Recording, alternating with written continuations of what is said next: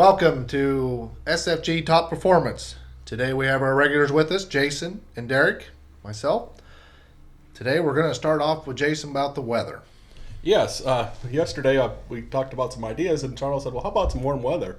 And so I thought, and Derek and I were talking later, and I thought the same thing. We really don't want warm weather right now, and right now we need to keep the ground cold. There's a few reasons for it. One is bugs.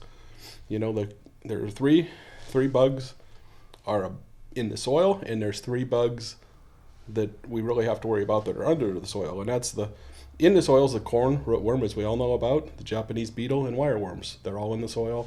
They're protected. They're down deep. They can take it really cold. And then the above ground are the bean leaf beetle, soybean aphid, and the European corn borer. They're up in the tissue. They don't like it as cold, but we have the snow on top, so they're insulating a lot of it. The -4 is kind of a temperature where a lot of these bugs start to die off, and they're like anything. We're not going to get rid of all of them. These bugs have created antifreeze in their body and ways to handle the cold weather. Some of them can even take ice cubes in their blood, and I shouldn't call it blood, in their tissues, and they're able to take a freeze thaw. They're able to take that because it's ice in their body, and they can handle that. They've adapted to that. But the hardest thing on these bugs is these warm cold cycles, kind of like we've had, basically all winter. We've had a really cold snap, we've had a warm snap, we've had some cold snap. So we should have a great year for bugs. We've had a lot of freeze thaw cycles. The only condition that isn't conducive to it is some of the snowfall we've had on top of the ground, where maybe it's insulated them and kept them a little more modest. So, we should have a good year for bugs, as far as from the weather. Right. And so I think we've done a lot of good with killing them. Derek, can you talk a little bit more about that, or do you have?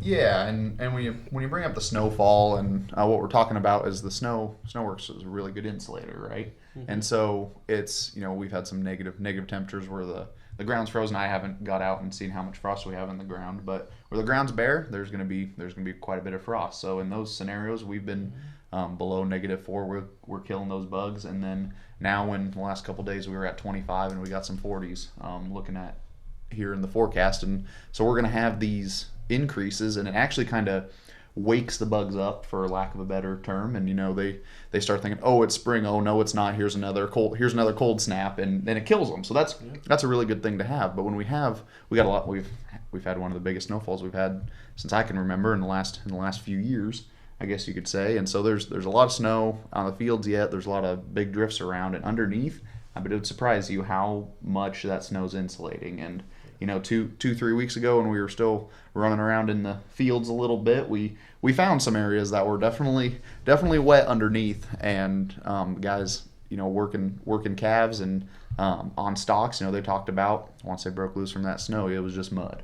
So in those areas, it's not even frozen, and so we're not getting as good a kill on those bugs, right? And then we're not reducing as much compaction. We're not getting as much freeze thaw action. Jason, what are the compaction issues with not getting that ground frozen? Yeah, I had to do some research on this to find a number, and I found in doing some research, 73% of our compaction is taken out by freeze thaw cycles in an average winter, in an average soil. In the real deep soils, where there's places in Iowa that have some very deep soil, it's 49 to 50% of the compaction's taken out.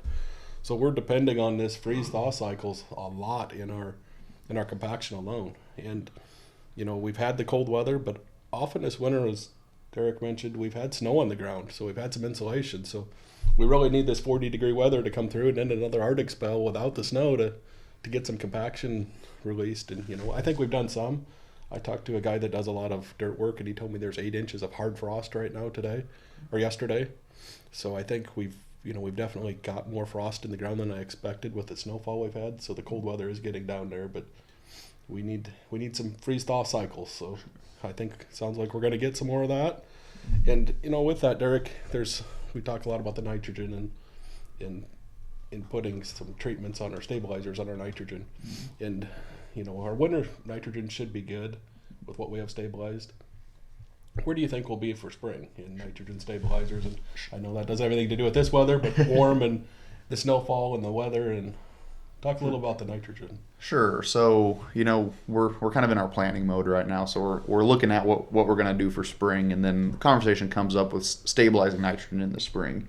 We still put on quite a bit of anhydrous. We do a lot of UAN, and we do a lot of super grow in the spring yet as well. So, kind of one of the $1 million questions in our industry is, do you need the stabilizer with it in the spring, because it's closer to the crop and that sort of thing. And the biggest thing I tell people is, I like to get away from thinking, okay, if I put it on in the fall, I need a stabilizer. Put it on in the spring, it's fine. Because even if you put it on in the fall, we're not losing it, because the ground's cold. One, the water's not moving, and none of those processes are going on right now. So we need 50-degree soil temps to really move a lot of the nitrogen. They will move the nitrogen will move slightly until we get to totally frozen, but we don't lose very much as long as it's 50 degrees. So most of the loss, even for the fall anhydrous, is happening early spring. We sometimes get an Indian summer, like I like to say, in March. And if you have 60, 70 degree temperatures for a while, that's getting the process started. And then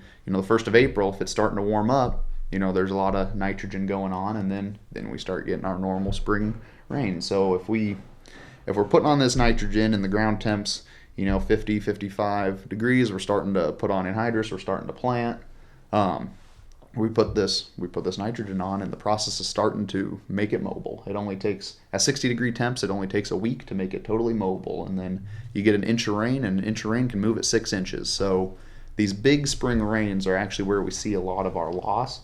So my thing is, and I'm not exactly taking a stance, I guess you could say, but if nitrogen stabilizer is important to you in the fall, it needs to be important to you in the spring just as much, because the spring is where we actually get the loss. And we've done a lot of tests. I mean, NSER's been around for 40 years, and sometimes it's huge and we can take it to yield, and sometimes it's inconsistent. So we always have this conversation, but it's a cheap insurance policy, and it's a safe bet, and it's the right thing to do, for lack of a better term. And eventually we have all the environmental talks and that sort of thing.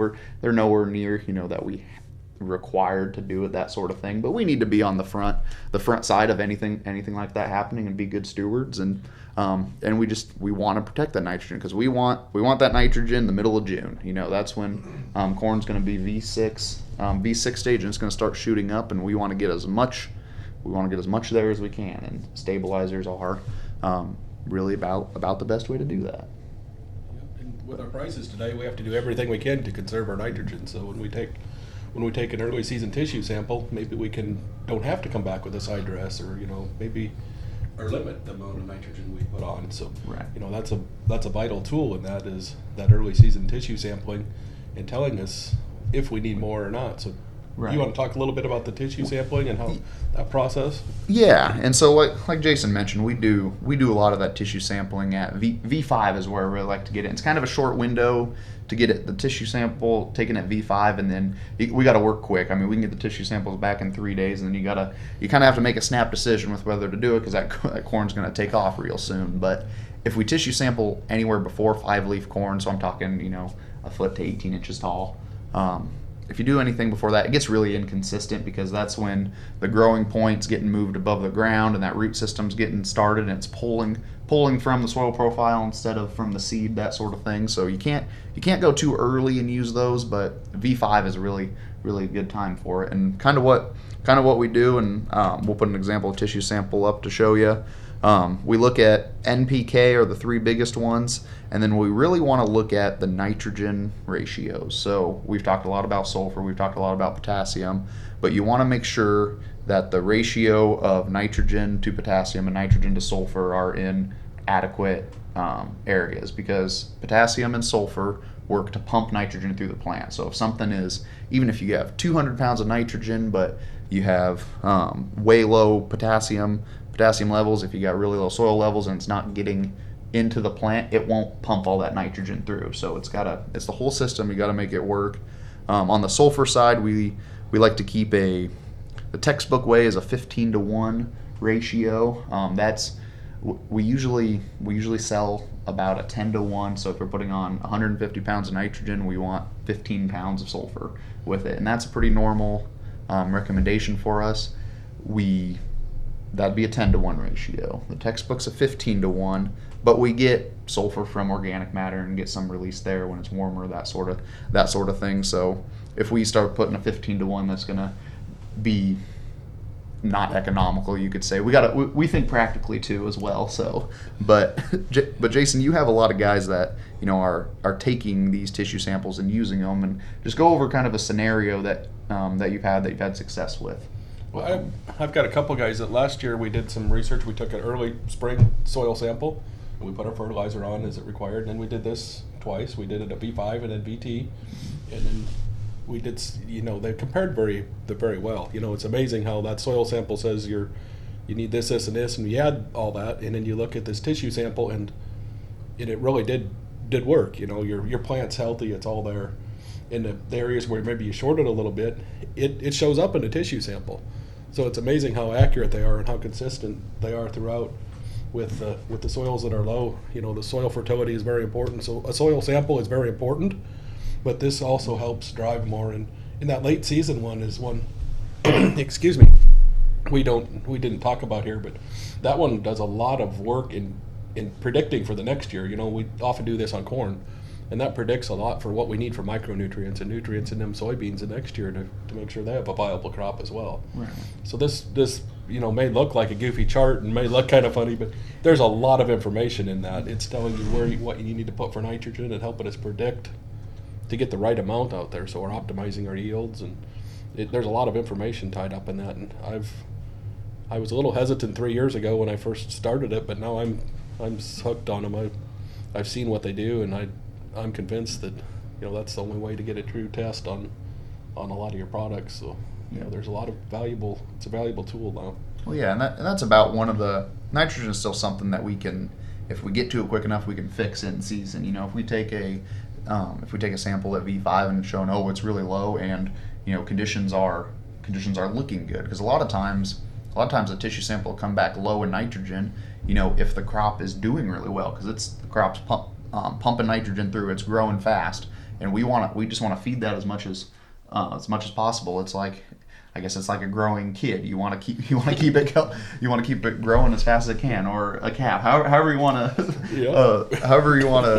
say it. But you just once it started, you want to keep it going. And we do a lot of 120 to 140 pounds of nitrogen up front, and then the plan is maybe 50 pounds of nitrogen at the most, a second pass. But then we take these, if it's really low, we might bump it up, and a lot of times if it's really high, we might go, okay, we can back it down, we can get away. We put the stabilizer on our 140 pounds, and it's working, it's still there, and we can be really efficient with the nitrogen. But this takes a lot of the guesswork out of it.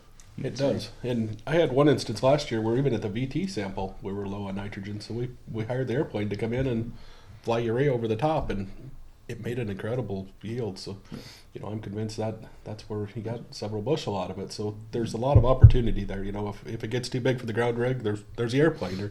There's alternative options. So, Charles, what do you have for operations this week? Well, speaking of that, side dressing, we've been through our side dress applicator, getting it ready, because we assume we're going to do a little more this year than we have. It's kind of hard to talk about side dressing in days like it has been here lately, but the dry rig's ready to go to the field. That one's ready to go. We've been working on a few toolbars that we put away that we wanted to wait till winter, bigger projects to do. And wagons are getting gone through. Application-wise, there hasn't been nothing. We haven't turned a wheel basically all month, but it looks like if this snow disappears here, maybe next week, and we don't get any more, we can get back in the field, maybe get something done. There hasn't been a lot of other work outside going on. A lot of interior work, getting ready for spring, cleaning out a bunch of old files, and getting agronomy plans set up for next year, making room in the seed shed for a bunch of seed coming in, and stuff like that. So it's been we got some tenders we've been working on. We got 2 or 3 of them seed tenders we've been overhauling, trying to get everything tuned up. Other work-wise, just I think everybody else is just moving grain and trying to keep everything in good shape. So, outside of that, it's been pretty quiet. That's the way we like it. So,